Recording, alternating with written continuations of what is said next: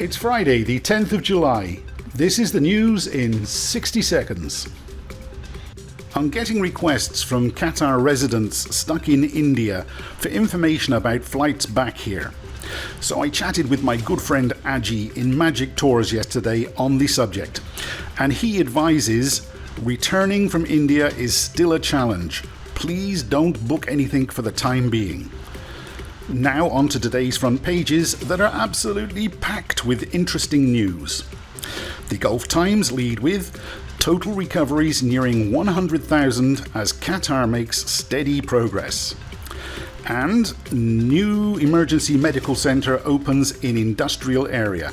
Hamad Medical Corporation yesterday announced the soft opening of the Industrial Area Satellite Emergency Department, or IASED as it is to become known, and there are plans to open a similar one in Ras Laffan.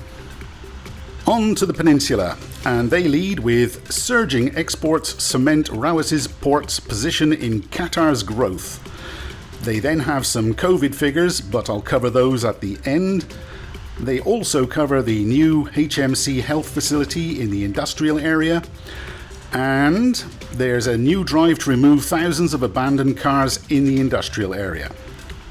The Qatar Tribune headlined the Hamad Medical Corporation's launch of the new industrial area satellite emergency department.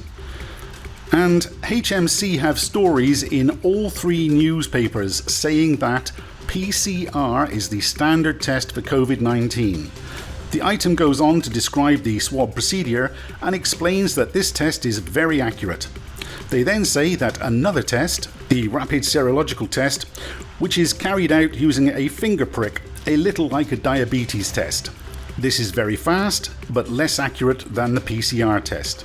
The use of rapid serological tests must follow the clinical protocols and guidelines and should be done by clinical and trained staff.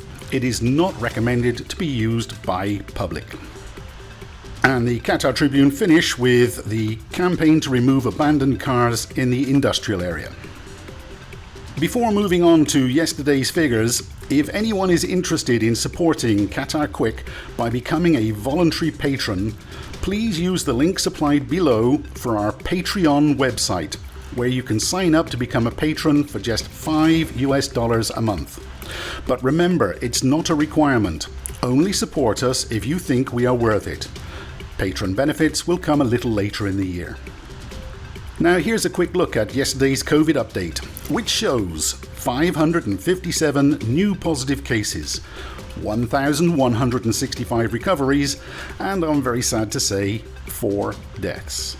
For one reason or another, the handout no longer gives information on the number of active cases, so we've calculated this figure from the information they've shared. Yesterday there were 5,308 active cases, so with today's adjustments that means active cases have now dropped to 4,696, meaning a decrease of 612 in the previous 24-hour period. And this means our prediction remains the same. The graph is still indicating that we should have less than 1,000 active cases of COVID-19 by July 24th, which is brilliant. That's all for today. Please take care, and I'll see you tomorrow.